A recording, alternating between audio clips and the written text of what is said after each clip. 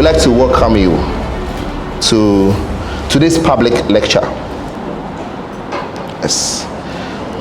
I mean, this public lecture, as you may be aware, is part of the series of public lectures we have been having in the UPSA Law School.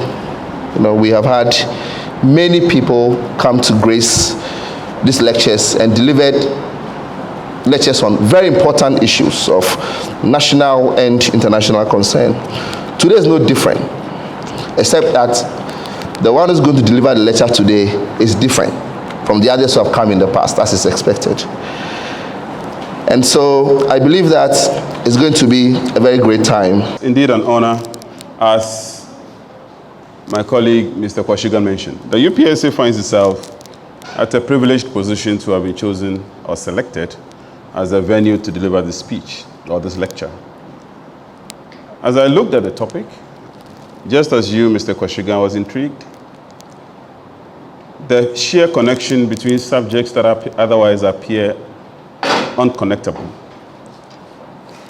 Climate change and climate crisis has presented such a challenge of our time that it continues to implicate things that one can hardly imagine or conceive of. I can understand questions about climate financing or climate change financing. I can understand development-related questions about how to deal with adaptation and mitigation challenges confronting developing countries and marginalized groups and all kinds of people who are impacted by climate change.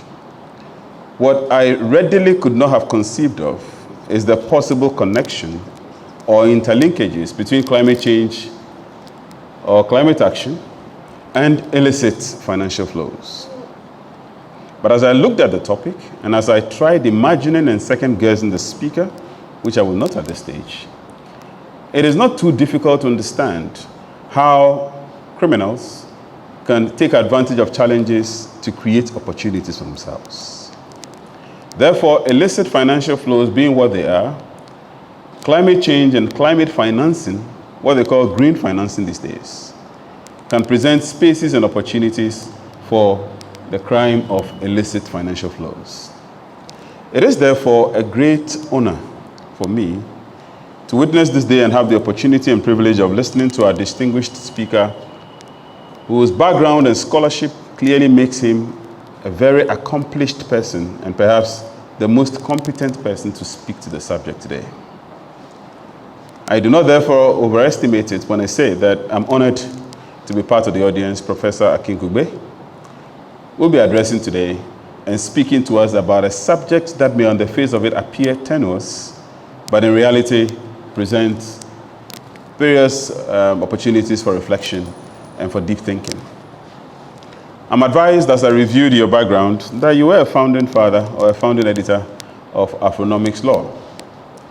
I have tasked Gertrude, at the risk of possible dismissal from my staff, that if she does not succeed in getting Afronomics Law, it's the full name of Afronomics Law, right? It's Afronomics Law. If she doesn't succeed in getting Afronomics Law to become a partner of UPSA Law School, in promoting a conference that we have coming up on Africa trade, she will cease to be my staff. I therefore think, Gertrude, that the stars are aligned in your favor, that not only do we have someone from Afronomics Law, but we have the founding editor himself. Prof, I would therefore like to say that we at UPSA Law have been delighted with the opportunity presented to us. I think that we perhaps may be the first, if not the only, law school in Ghana that has a sustainable relationship with Afronomics Law at the moment. And that relationship has been productive. We held a conference together. We had some online conversations together. And we have gone quite far and wide. And it's a collaboration or relationship that we intend to intensify. So we're delighted at your presence here. I do not think, therefore, that you are a stranger. I think you've been a partner. We are only having the privilege of seeing you in person and therefore cementing that relationship. So congratulations for founding Afronomics Law, which clearly has been a trailblazer as a continental scholarly project which goes beyond the boundaries of universities. So let me thank you again and welcome you to UPSA Law School, where we believe in doing things in a new paradigm and in a new way. And I do hope that by the end of your lecture, the interactions of my students whose faces clearly show determination to ask questions will show and would convince you that you are in a law school which is not only resilient but active in the things of legal scholarship. So thank you again for coming to Ghana and welcome to UPSA Law School. And thank you, Gertrude, for your initiative. Thank you, all colleagues, for coming. Thank you.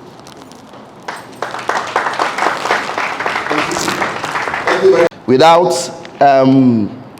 wasting any time further, let's put our hands together and welcome Professor Olabisi Akinkugbe, our lecturer for this afternoon. First of all, an honor, right, to be in your midst, to talk about some of the things I think about, which I'll get to shortly.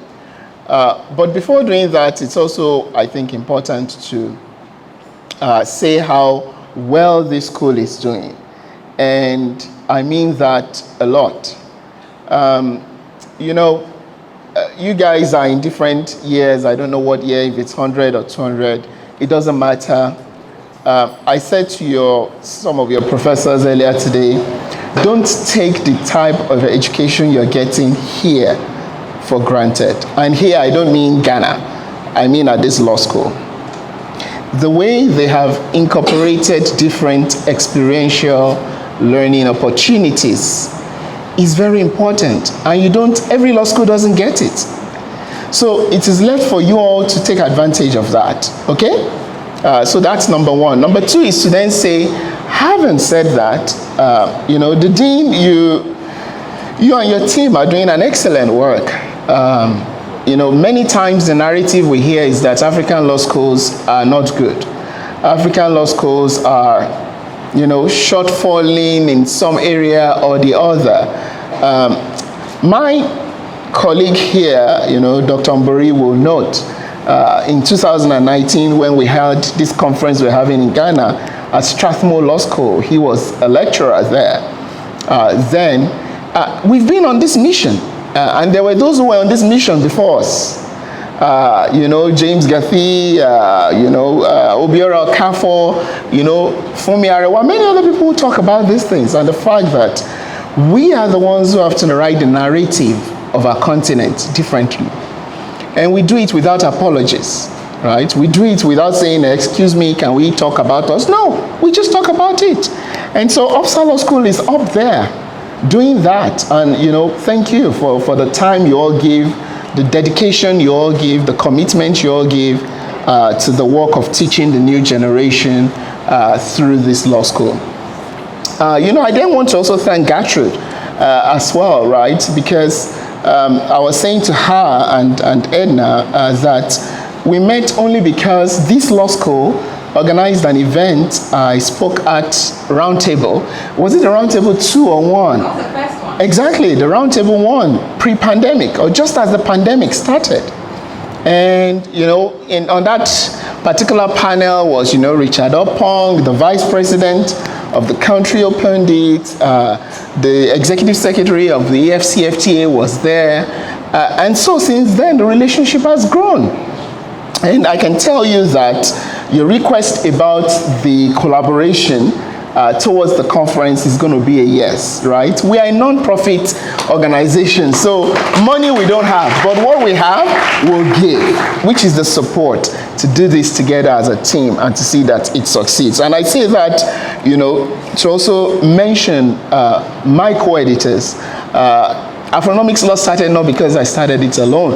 There's Professor James Gathi. It's important to honor that's truth, right? But to also say there are other editors we work together, you know, Dr. Ohiomionu, Dr. Titila Adebola, amongst others.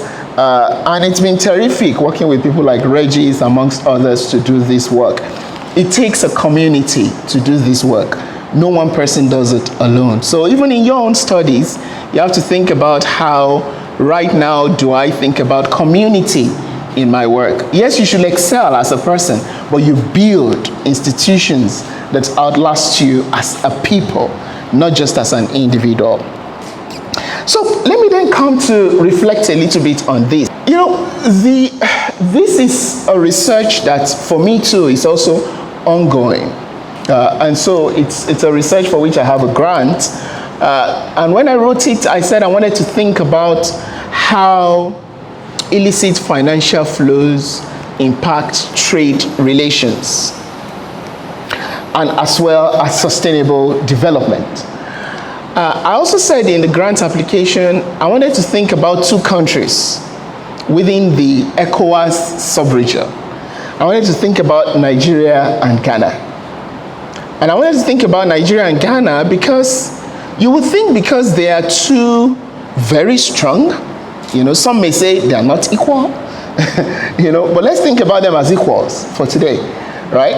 Two equally strong countries, but with very unique histories of retaliation in trading practices. Do you guys have the bag that is called Ghana Must Go here? Who knows the origin of Ghana Must Go? At least one version of the origin. Well, in Nigeria, they say this, that sometimes in the 1980s, we had a lot of Ghanaians in Nigeria when Nigeria was under military rule.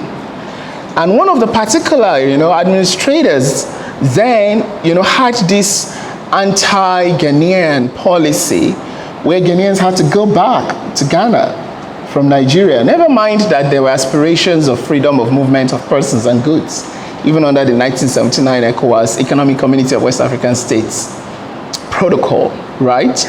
And so it was said, I wasn't there, that the bag that most people used to carry their luggage at the time, right, had that popular color of red or blue and white pattern, hence the Ghana Must Go saying. Now, I don't know if this is the absolute truth, but it's one version of the narrative.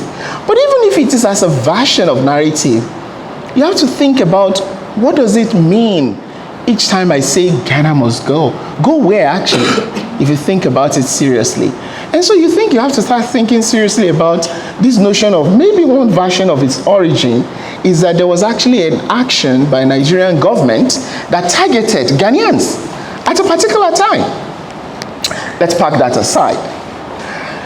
There have also been in recent times, and Gertrude and I have written about this, retaliations between Ghanaian traders and Nigerian traders, right? So much so that there are laws passed, right, that limits the participation of Nigerian retail marketers in the Ghanaian market. Now, I'm not here to make the case for Nigerian government.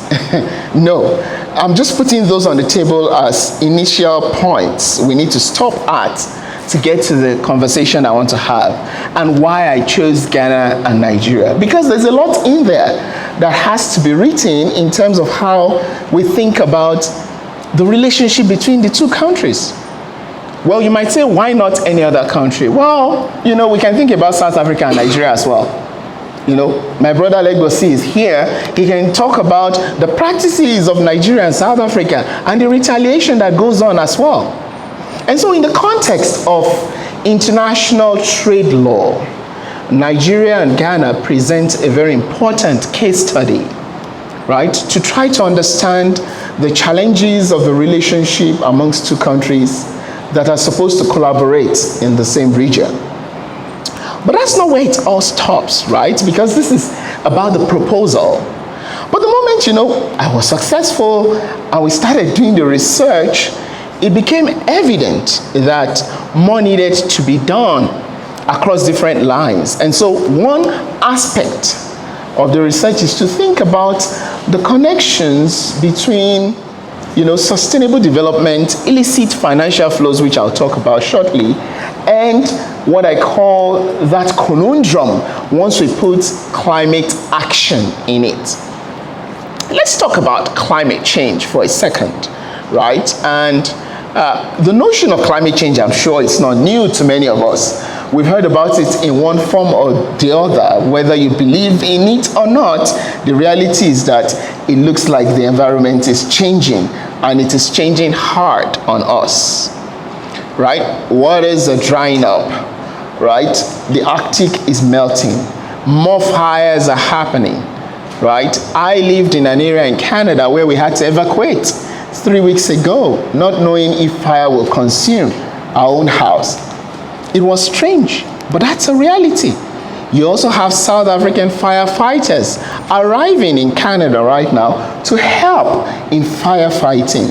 So it's not about whether or not I believe in climate change. It is that it is actually happening. And we all have to think about how our actions impact on that. But my paper is not about what the individual does. It is about what corporations do and what state governments do and what kinds of policy and legal actions are being taken to ensure that we address climate change, hence climate action. But it's not also just as straightforward as that. It is also about the fact that whether Ghana as a country or Nigeria as a country or Canada as a country take an action, all of it is happening in a very important context. In the sense that there are countries that are very rich, there are countries that are not very rich. There are countries that are poor countries, there are countries that are not so poor countries.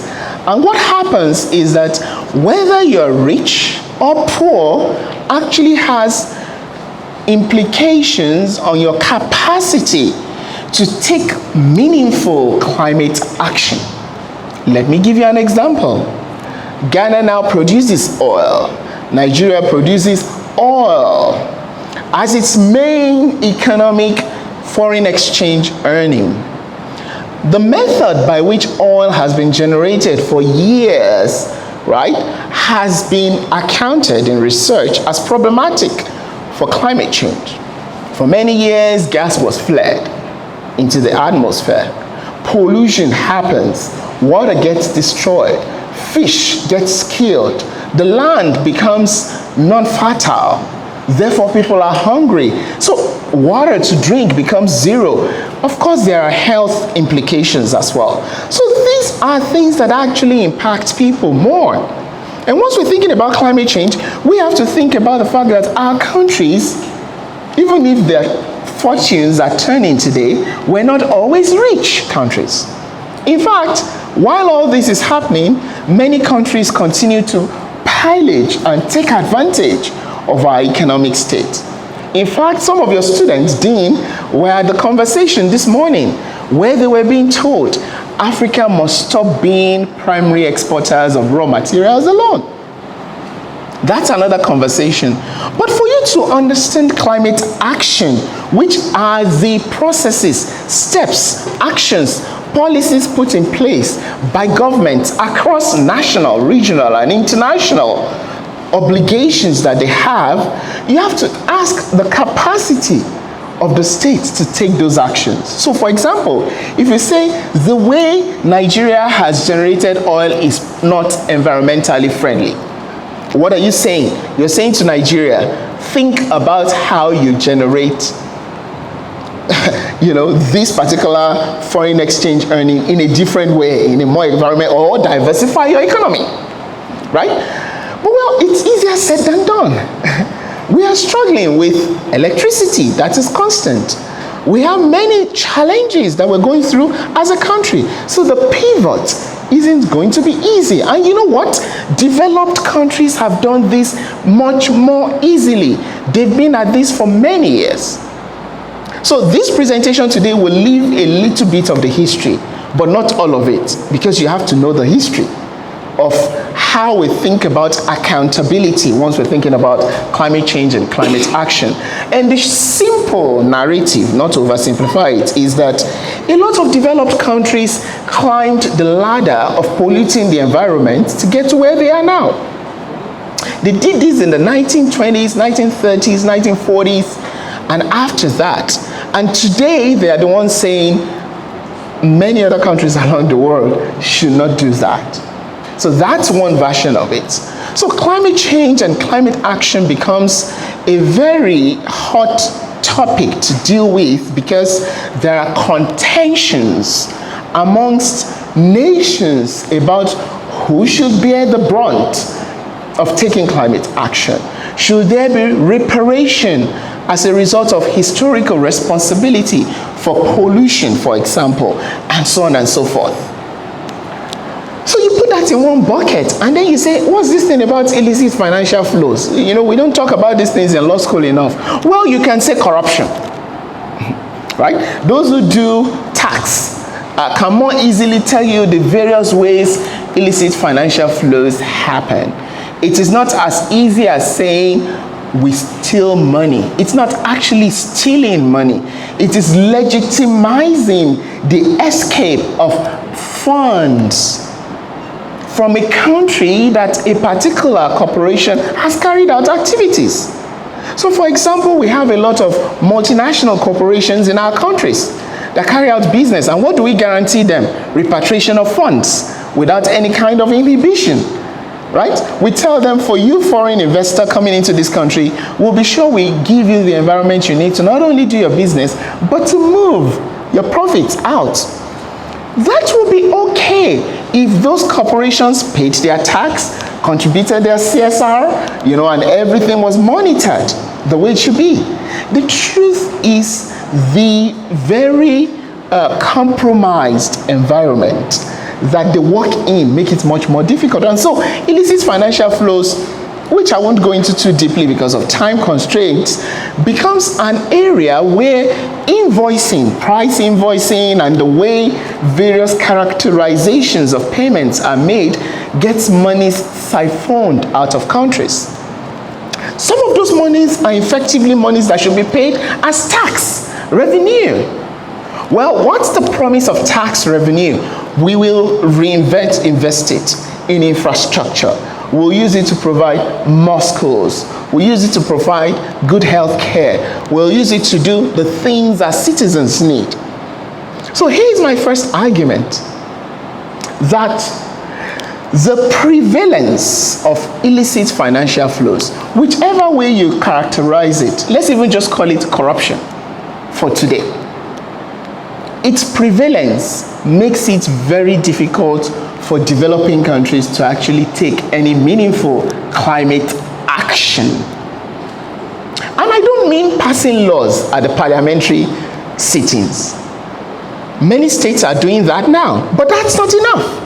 The dean hit the nail on the head.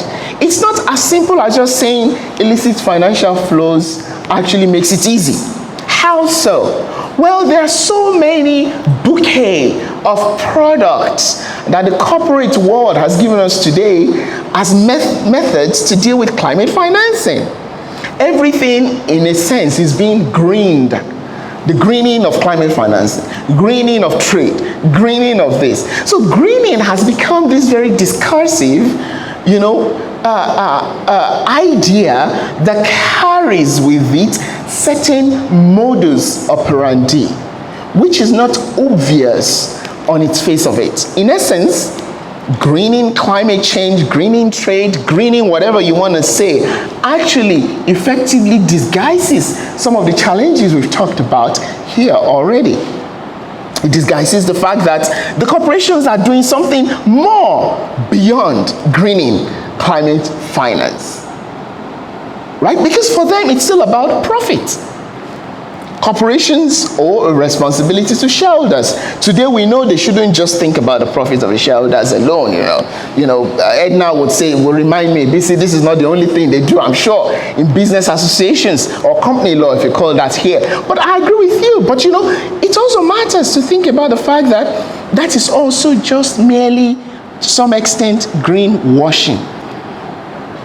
Right? And this is the idea that we carry on this language, right, that appeals to the ideal that we all want to get to, whereas the reality of its practice is something else. I'll use an example to make it more relatable. And so you see sustainable development conundrum in there to tie it all together. The SDGs goals are there, 17 of them, right? They are not mandatory. There's no obligations on any state to say, I have reported and I have taken sustainable action 10 targets too. No, they are encouraged to do that, right? And so it becomes an ideal to which many states are aspiring to deal with. But the truth is that it remains a conundrum and a problem for us all unless the many other issues that lay under sustainable development are addressed. You can think about it and say, well, maybe climate action or climate change is not different from sustainable development. I think about them differently. I actually think the climate change, climate action is but one narrative in the bucket of sustainable development. Sustainable development encapsulates, for mine, this paper, sustainability. It encapsulates environmental justice. It encapsulates broader issues beyond just the climate change aspect. And so let me come to an example. There was a company, I won't put the name out, that we have done some research on, which is in Nigeria. And I can tell you this company is not from the traditionally powerful Western states. I can say it's China, for example.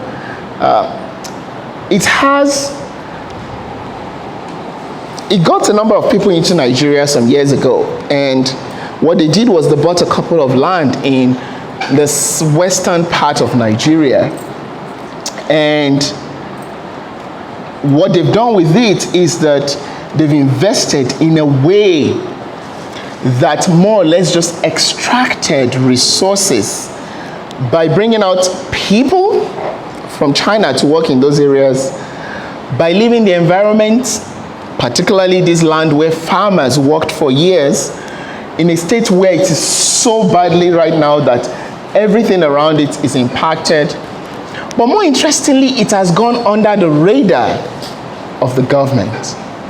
And so, we are short for time, and what I want to be able to say is, without even going too much into that particular fact, you want to start asking yourself, what does it mean when certain entities are able to carry on businesses in our country completely under the radar of the government, and they are exporting the very raw materials that we need for our development? I'm talking about gold, actually. Right? And so you think about this going on in different parts of Africa. In other parts, it's different types of products that are happening. And so you think about this and come back to this big question of how do we develop then? And this is where I'll stop, which is where this research is.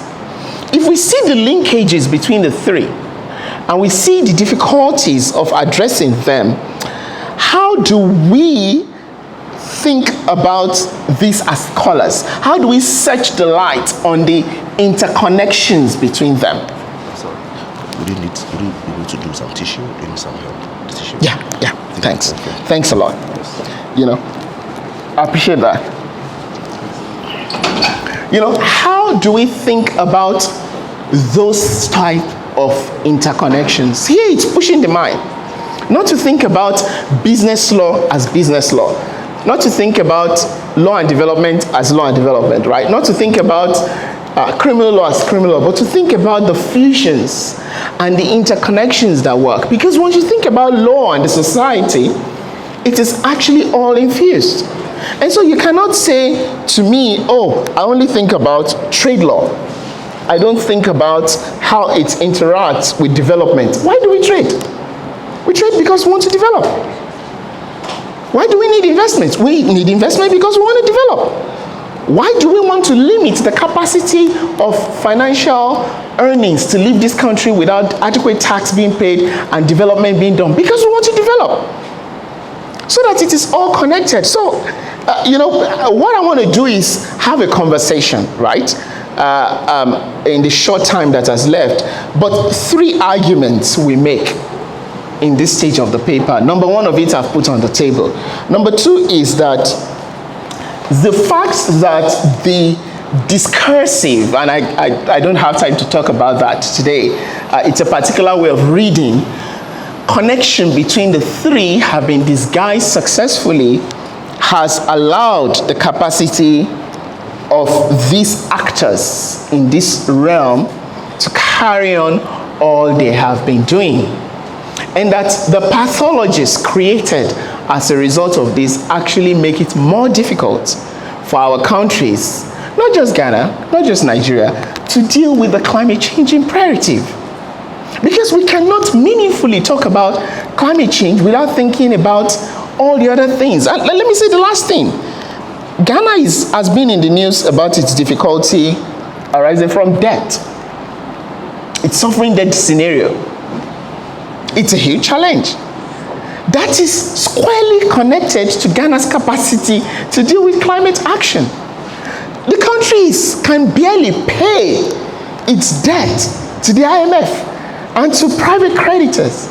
How do you think the government would say will then stop the main source of foreign income and think about alternative sources of power? So at a particular level, it may sound abstract and academic for the students here, I understand. But I hope at a more granular level, you can ask yourself, oh, maybe I see this thing. Maybe as I go through my courses, I can think about these connections more.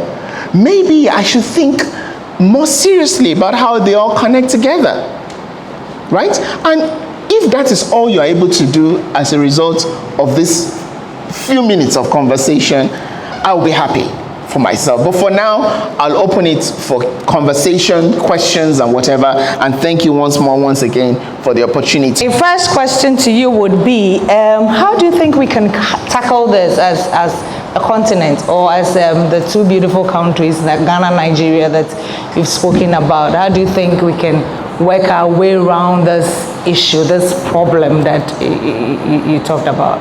I want to say that the place I like to start is to say there are things African states and Africans are doing, particularly who are the forefront to deal with the scourge of climate change. But in terms of what more can be done, I think states are also trying. But we cannot deny the fact that the difficulties states have in dealing with climate change has historical and contemporary roots.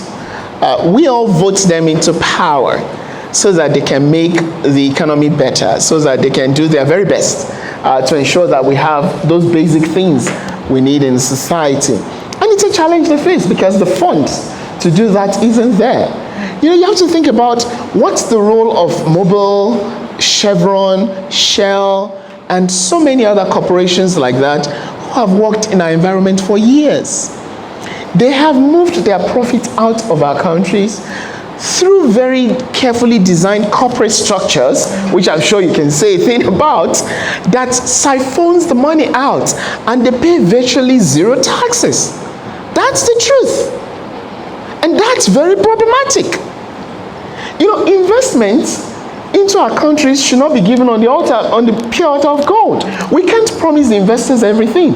And so our governments have to be sincere and follow their words with action in ensuring that there is a good level playing ground that ensures that the commitment to the environment that these profits are being made is well done. The other thing I'll add is this: it's not about pointing fingers to the multinationals alone. Our own elites are as guilty. These people don't come and act in vacuums. They act in concert and in association with our national elites.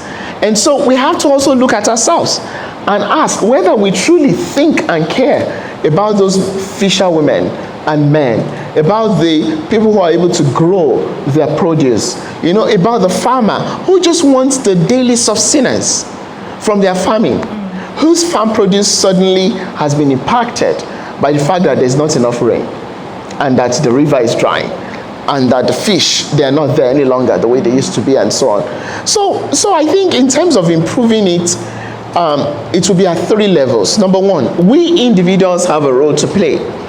Don't point at the government alone. It can be your consumption pattern to start with. But it can also be about you as a student who are studying now. What kind of knowledge are you acquiring to deal with the world you will live in? I said at the beginning, you're in a law school that is very unique, that is giving you experiential knowledge, because you're matching what you're learning in the classroom with what the real world is likely going to look like. And so you have to make sure you are a person who is ready for that world. And so think about what you can do. Our governments can be more meaningful. We have to hold them to account. We have to ensure they invest in science and technology and research and development, because that's where the innovation comes from, right? But there's also a lot that the international community must do. We must hold account and accountable those who polluted the environment for so many years and find it so easily to tell us now to pivot without paying for the responsibility they had. Okay, thank you very much. So there's a follow-up. If I understand you correctly, we are talking about holding governments accountable for some of these things. Is that? That's one part of it. Okay. That's one part of it. Another part I can put on the table is to think about the role of regional schemes, right? I do regional economic trade in Africa, and you think about the fact that the African Union, again this morning, we're talking about the Agenda 2063, right? Agenda 2063 has many thematic headings in it: trade, gender, science and technology, climate change. There's also the African Union blueprint on climate action, right? And I wonder how many people have read those documents. They contain ideas that actually contextualize how climate action will be meaningful for the African peoples. So that's one other aspect of it. I mean, holding whichever constituency accountable, whether it's individual, whether it's national, whether it's regional, whether it's international, we have to think in a people-centered way, African people-centered way. Right. Thank you very much for your response. So I think I'll look to the audience. Do we have any questions? So even if we had those monies that have been lost through illicit financial flows, do you think that they will be wisely spent on climate action, despite our weak governance system that are unable to really tackle corruption? But there is a way in which they're able to use the system, right, and work the system. Let me tell you about corporate families. It is easy to incorporate a company, for example, in Seychelles, right? Have a particular shareholding structure that allows another subsidiary to be in the Netherlands, right? And the subsidiary that is in the Netherlands is the one that invests in Nigeria through its Ghanaian subsidiary.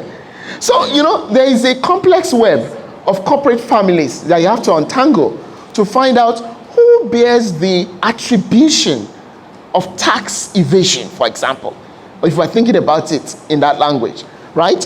And so it's not just about multinationals. Corporations, though, who are able to do that type of scheme, employ lawyers and tax accountants to design those things. They are very expensive. They are the work most of us in the corporate world did before we left, and we charge them big time. But it allows them to move these monies in a way that makes them unseen. And yes, it's not just about the multinationals. And so your point is well taken. We should think about all other actors as well. I, in fact, mentioned and started talking about China towards the end. It's not just about US or Canada or Australia or corporations from those places. It's about other global south countries as well. India, they all do the same thing. Brazil in Angola is doing the same thing, right? So the conversation is much more interesting. I can continue. The conversation is much more interesting once you think about it in a very disaggregated way, okay? Chris, congratulations on your doctorate to start with. You know, but yeah, he deserves a clap for that. It's, you know, your own question is, are we sure they'll use the money for what it's supposed to be used for? I honestly don't know the answer, right? There's a propensity to misbehave once people are in government, all right? And so I'll be careful to point fingers. But I can tell you Nigeria during the first administration of its fourth republic had its debts forgiven, right? Debts owed to the Paris Club, right, as it were forgiven, negotiations done, rebates taken. But look at Nigeria today. It is in debt to the tunes unimaginable since that time. You've got to ask yourself, what did we do with the monies gained from that period, right? Let me give a more interesting example. There's this joke we say in Nigeria. One of our past military leaders is General Sani Abacha. He passed on while in government. The stories had it that he had Apple, I don't know, and he passed on. But he stole so much from the country that today the joke on the street is when Nigeria is broke, Abacha shakes, and we discover monies that are in Switzerland or something, and then they move it back. He passed on over 20 years ago, and Nigeria is still repatriating monies stolen, but those monies are never used for anything. So, you know, it's not about blaming, right? Like I said. Okay, thank you very much. It's not about blaming multinationals. It's not about blaming foreigners. It's not about scaring against foreigners. It's actually trying to present a complex picture of multiple actors acting in concert and individually, which is different from the way you learn law, because it is the practice of law, which I'm sure your lecturers are trying hard to make you see through, right? So to come back to Chris, I don't know, we all have to be conscientious. That's why we do what we do. We can't give up. The last thing we have is hope, and we have to keep pushing and hope that it works at some point. Okay? Prof, I have a question for you. I mean, from the tenure of the topic, it looks like this discussion cannot be complete without touching on the new and emerging concept of energy justice. I mean, the thinking that, you know, we must all share in the benefits and burdens of the production and consumption of energy. How does energy justice sit in this conundrum that you created? Very, very, very tough question. Very good question as well. So let's start from the last thing, right? You know, if someone says to you, energy justice, you can say, what is energy justice, right? You know, you can say, what do you mean, right? And I'm not trying to ask him, but it is that I doubt that there's unity around the definition or the concept of energy justice. Just like someone might say climate justice is difficult to describe, but I take the point. There's a notion, if I believe this is what you're talking, there's a notion of just and rightness that underlies or should underlie the current clamor for energy and just transition. And, you know, the cost of it, I think, is one that has to be borne not in an equal manner, right? But in a manner that takes account of, and I've said this in different ways, you know, historical responsibility. What do I mean?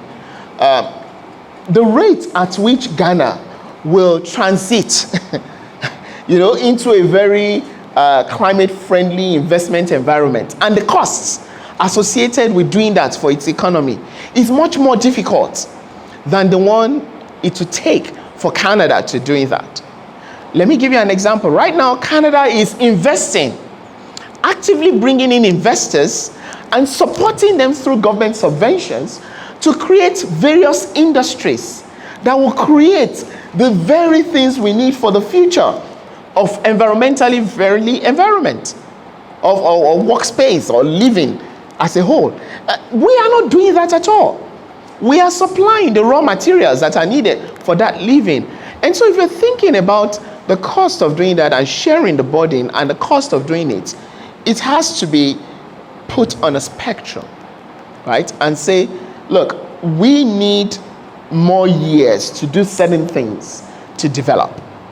And within the context of us taking those measures, we will start our own transition plan relative to a shared responsibility. And we can go into Paris Club and all those kind of things, which I'm trying to avoid because I don't think all the students have read all of that today. So we can make it more technical if we're thinking about those kind of shared responsibilities. But an idea of energy justice that will be fair for me will be one that accounts for historical responsibility. Number two, it gives room for different nations to advance their own economic growth.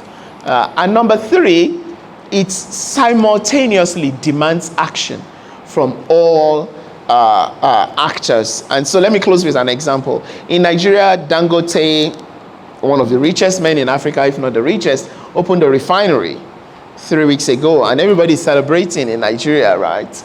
But you know, the question that has to be on your mind is, that is happening at the same time we're thinking about climate change.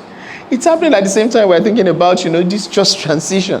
What is this blueprint for ensuring we meet that? I leave the answers, you know, for you to guess as well about our capacity. This year or last year, for example, the president introduced the gold for oil, which he believes is one of the key areas that is making petrols at the pumps easy to buy. But economists and energy experts are saying oil at the market level, the international market itself has dropped in price, which is 10% droppage, and has caused most of the fuel at the pumps fails. Do you think the problem has to do with our leaders not being bold enough to tackle the issue at the source, but looking for ways to blindfold us, making us believe we are working? And the second question is, within this 3 months, as you said, Aliko Dangote has built one of the biggest oil refineries in Nigeria. Now, my question is, as he stands now, he stands to employ about 1 million, even at the time where he has not finished constructing. And let's talk about the further employment he making. Now that we are looking at ways to help sustain the environment, are we to say that, is there even a surety or certainty or some sort of confidence that the government will be bold enough that irrespective of his better side of employing the youth, he's going to toe on the line to save the environment as to the making of much profit? Thank you very much. My question comes in regards to developing and developed countries. Earlier you mentioned with the developed countries, back in the day, before they got developed, they had to engage in industrialization with work that destroyed their environment, which puts them where they are today. And in Africa, we are discouraged not to destroy the environment because our activities will end up like destroying the climate. So, but you brought a solution that we should implement technology. And with the technology to make it efficient, are we encouraged to use the technology in the generation, or are you encouraged to use the technology after the generation of the resources? That is to say that, are we to use better technology, for instance, gold, to mine gold, or we have to use the technology after the environment has been destroyed to bring the environment back to normal, which is highly impossible. Also, with the technology, today, with foreign exchange market and technology, basically, a lot of us can sit at the comfort of our homes and trade gold and other resources. Are we encouraged to use that method to trade when we know that trading, trying to generate the substantive commodities will destroy the environment? Are we encouraged to sit at the comfort of our homes to trade on the foreign exchange market with technology? Thank you. Okay, so I'll respond to both now. So again, thank you very much. You know, some of these questions, it will be wrong for anybody to sit down and say, this is the response, this is the solution, right? Because if it is that simple, it would have been done.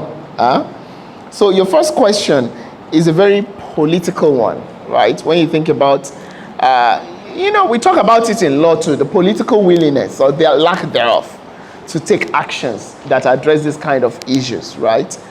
I don't think it is right to just generalize by saying our leaders don't try. This is not a legal answer. This is more of a realistic answer. Sometimes it takes one being in governance to understand the difficulty of making some of these type of decisions, right? So I'm not speaking like the academic right now. The academic will say they should have done this because that is that. Except that you think about what it means for a country. Because you close it once, the country can go down under your head. They don't want that. And so when they say swap deals, you know, whether it's gold for oil or, you know, construction for oil, whichever ones they're doing in different parts of the countries, it's governments trying to innovate within what they have. And, you know, to the extent that That's not something I have looked closely at. I won't say whether it's bad or good, right? And I won't question the willingness of the government to do that. I would say, though, that maybe something has to be given for at least making the move, right? It may not be perfect. It may be fraught. Its implication may even be more problematic than the idea conceived. But that's where the civil society comes in. I've not mentioned that at all in my conversation, but I want to encourage you guys to not think about the civil society as activists who have no career. No, they are some of the most important voices in some of the most topical issues today around the world.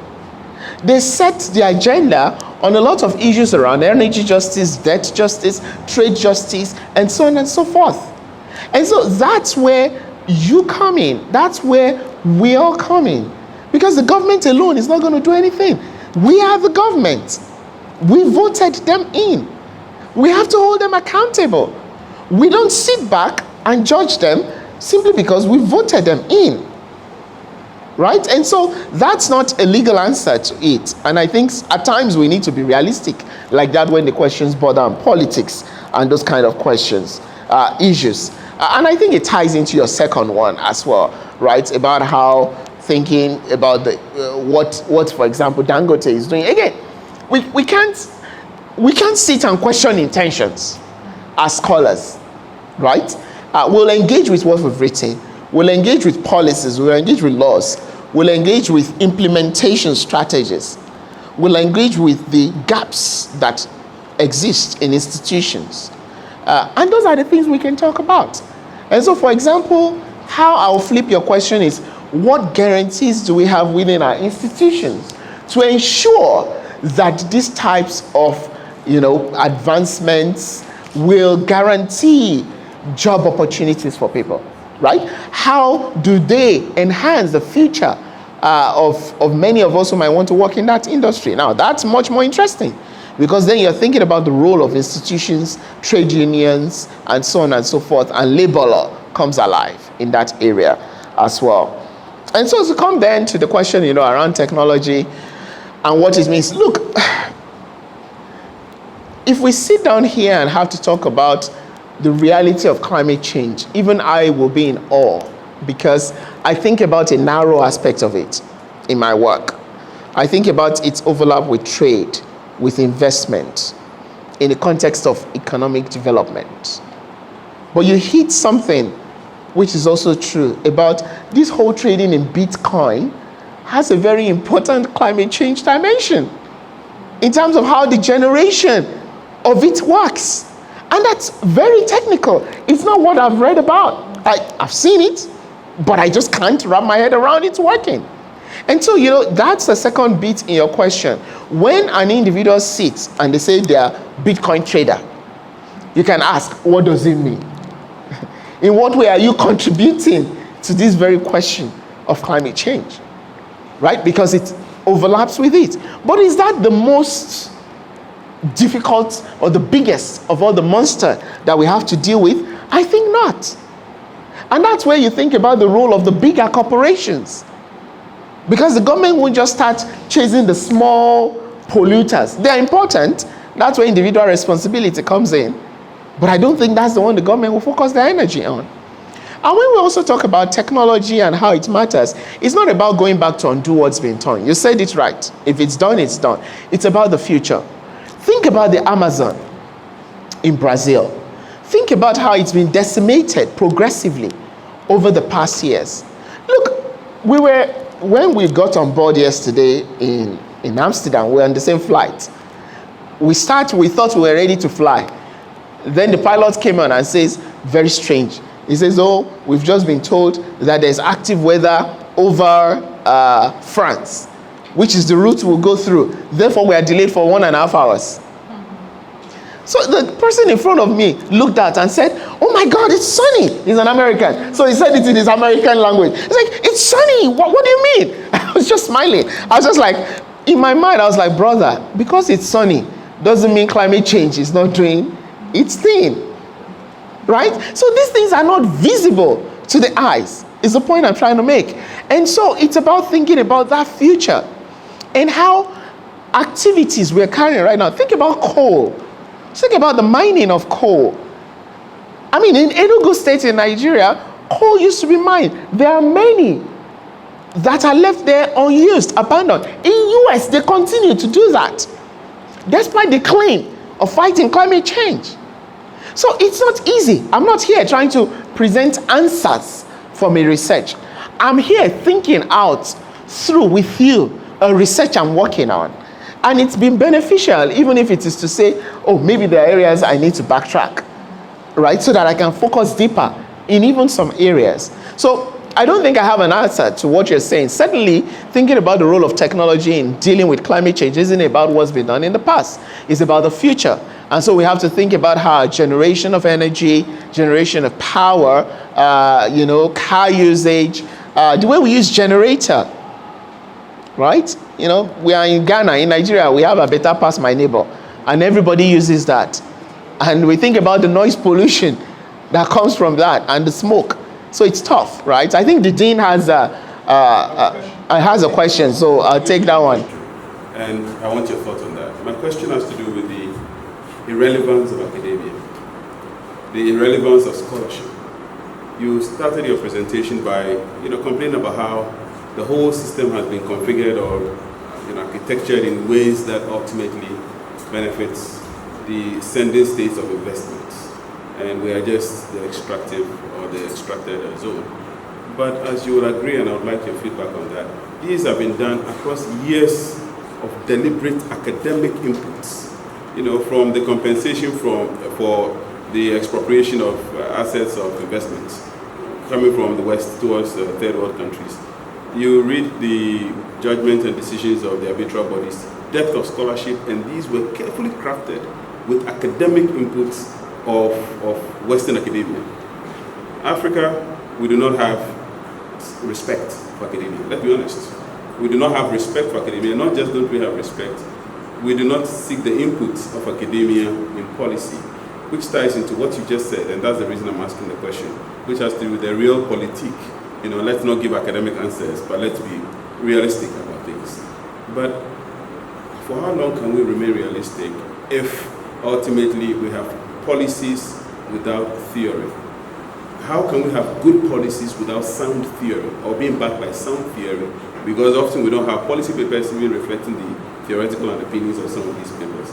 So I understand where you're coming from, and I know that you don't want to overload. I think you're being very careful anytime you go near theory, you shift, because you don't want to overload our young scholars. You don't want to have a mental explosion, and so I can understand that. But it will be helpful, and I'll be happy if I still have your feedback on that, because the biggest problem we have here is that we have insular academic institutions nobody's talking to, and that they're just very happy to graduate students, produce and graduate students, and there's really no connection out there.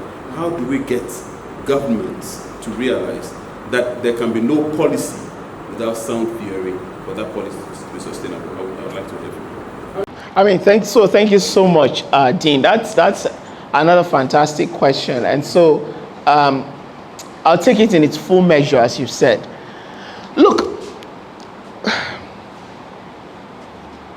at lunch, I asked your colleague, why do you do this thing? Right? And she said, are you ready? Because we can have this conversation for a long time. Even I didn't know why I asked the question. And then we all went around the table talking about why we do this work, right? We do it because we want to make impact, right? Impact can be defined broadly. You can think about the impact in terms of shaping lives, shaping ideas, or shaping policies. And that's what you're hitting at, Dean. I don't think, policy that is relevant to a country can be made without theory.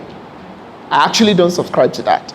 You need scholars of the socio-economic and political environment you are making the policy for to be at the policy table from day one.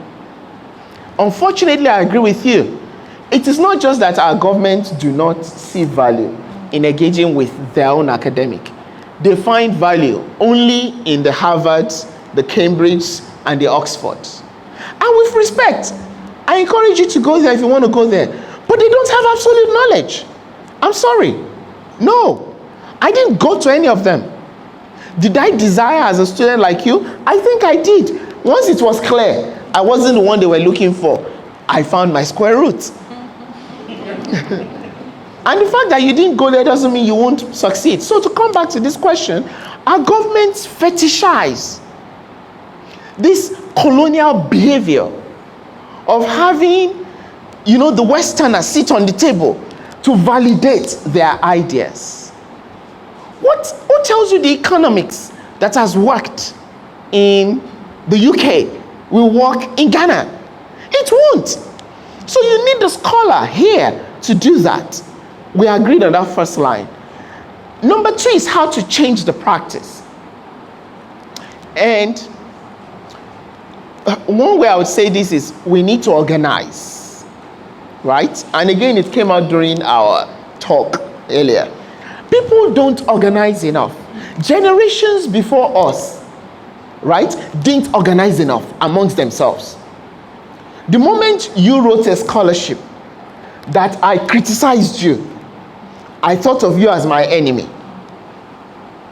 People wanted people to validate them. You were only brilliant because someone agreed with you. That is parochial. It is small thinking. So we have to be ready to push the boundaries of knowledge together in a respectful way, but do it in the interest of the society. What the government cannot ignore is the power of an organized community in the academia. They will seek you. And I can give example. Afronomics law, when it started, we made a decision. We did not want to be organized around any university institution because we don't want any of the bureaucratic challenges that says, we're an academic institution, you cannot do that.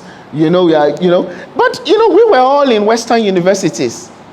I use my time as I like, and I decide to use this time for something that I care about, as do my other colleagues. But look at it today. It's been supported. We are all working hard, contributing our measures to this endeavor that is our own. And it is being embraced. The Africa we want project is being embraced. It's being done. We see the AFCFTA. So I think for our government, a last short bit to put on the table is that it will take time. One of our friends became a judge of the Court of Appeal. I think he was dean at Canost University. We need academics to be in government, right? We need more of us in there because they don't know, and they won't know if the only people who are there are not people who value education and its impact. And so, to bring it back to you and to everybody who is in the room, you have a generation in governance right now. For many who will be ready in the next 20 years to be in government or less, don't say this thing is for some people alone. It has to be for you. But ultimately, we have to be strategic about how we think through this. And I can talk more about this, but it's all about strategies. And it is how, even if it is to start by collaborating with the Westerners, if that's what they want, then we think about strategies to be the more important partner in the partnership, right? Otherwise, it doesn't get as far, right? But theory informs a lot of ideas we do in policy and practice, and we need theory that is relevant for our societies. Of also asking us to once again thank Professor Akin. Yes. Is that Akinkugbe, right? Forgive me. Ghana Must Go is partly the reason why we didn't learn the names. Because we were kicked out of Nigeria. But the Ghana-Nigeria story is one of love-hate, which lately is more love, less hate, but has been unnecessarily reinvigorated by Jollof. I'm not sure where Prof stands on that, but I can assure you that clearly you said you were not there, which means you are certainly younger than I am. I was a little boy at the time, in the early 80s, so I saw a bit of it. And I actually saw people in articulated trucks, human beings in articulated trucks, all the way from Nigeria. But Nigeria can't be blamed, because there's actually there was a precedent of that Ghana has set. The thing I love about Nigeria, and I have to be honest with you, the thing I love about Nigeria is that Nigeria is like the internet. It doesn't forget. They will get back at you. So Ghana did it in the 60s with a certain law called the Avoidance of Discrimination Act. It wasn't targeted at Nigeria though, but Nigeria happened to be the biggest victim because they're a bigger country, the biggest country in West Africa. So a lot of those who were deported from Ghana in the 1960s, and some of them even have cases that you read about today, Shalabi and Attorney General and others, were Nigerians. So Nigeria in the 1980s, when they had a right government, I don't know whether it was Shehu Shagari or one of them, but it was in the 80s, Nigeria decided to remind Ghana that Ghana stood to lose more because Nigeria was a bigger country. And Ghana had a lot of teachers in Nigeria at the time who were teaching. So Ghana must go. We left early, and that's part of the reason I can't pronounce your name. But we still remain one country, and it only takes minor accent for you to be able to detect who a Nigerian is from a Ghanaian. We are the same people. So thank you very much, Prof, and thank you, colleagues, for following Prof, for a wonderful lecture that is certainly not a lecture but a conversation, because I took note of the fact that you did not read from a prepared script, which reflected your engagement with the subject involved and the fact that you wanted a direct conversation. I've certainly enjoyed it, and I have been provoked to start thinking rather creatively about these things. One of the things I couldn't agree with you more is the silos character of academia, the tendency to think in boxes. And so we think of environmental law and we think of the climate as if it exists independently of cryptocurrencies, which I like that example as well, because go and check the record. The cryptocurrency industry is one of the biggest consumers of electricity. And so there are very few industrial activities in the world that impact heavily on the climate. And so your examples are equally telling. And I challenge all of you, as Prof has challenged us today, to think creatively as we are coming up, because your world is a very complicated world. And as I said to some of you I met yesterday, the future belongs to those who prepare for it today. Therefore, do not wait for tomorrow. And Prof has said it better than I could have, that UPSA Law is preparing you for the world out there. You are not only to be masters of passing exams, because the examination doesn't really end at the entrance of your halls. The true examinations actually are those that start the day after you've been called to the bar, when that examination is the one of survival itself. Today's examination just decides whether you get an A or B or fail. But the examination out there decides whether or not you have food on your table, whether or not you are married or remain married, whether or not your family considers you successful or a failure, among others. So thank you very much, Prof, for all the enlightenment. And I do hope that we'll continue thinking creatively about these things. So UPSA is delighted, I call on Gertrude, to present or give a small presentation to Prof. And we do hope that whatever is in there without necessarily... You have to invite him up. Yes. Whatever is in there without necessarily broaching it, Prof will advertise it on his table, will advertise it on his walls, and that whenever any of us shows up at Dalhousie, we will be proud to know that UPSA Law School is in his office. So I would like to ask Prof to come step forward, and Gertrude is giving some instructions. So we have a few things, but the one that I will happily show for all of us to see.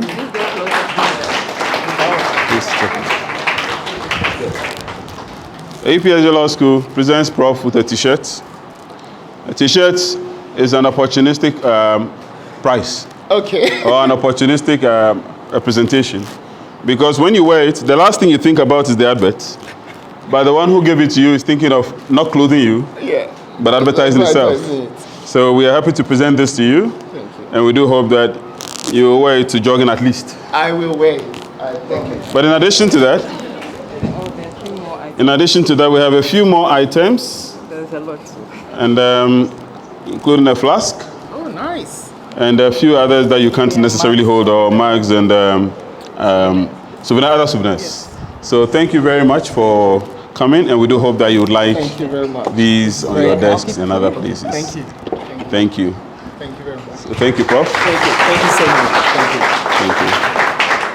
Let me just say something. So let me just say one thing. I say this when I go to schools. When you are graduating, don't think about Harvard alone. There are other schools, including my school, that gives masters scholarships. Ask my colleagues.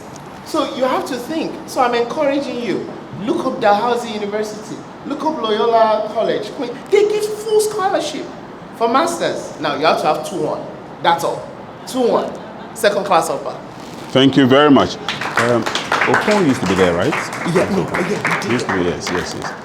Now, I think Prof wasn't just advertising. He was speaking the truth. Dalhousie University is not one that I attended, so I can't pretend to know more than he does. But the truth of the matter is, one of my most respected colleagues, who is a professor of law now in the US, was a student, I think, was a postdoctoral fellow at Dalhousie.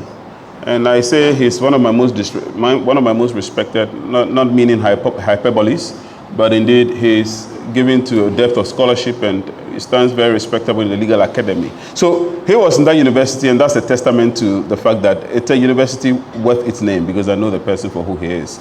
And so you are all encouraged to go to Dalhousie or to apply to Dalhousie among the other universities.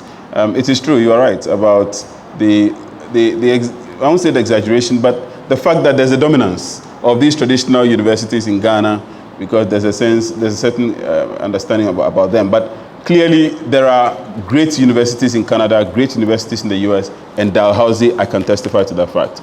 If you come to me to write a recommendation for you for Dalhousie, I'll write it. That is not to say I won't write it for the others, but I'm just saying that I have better preference at this stage.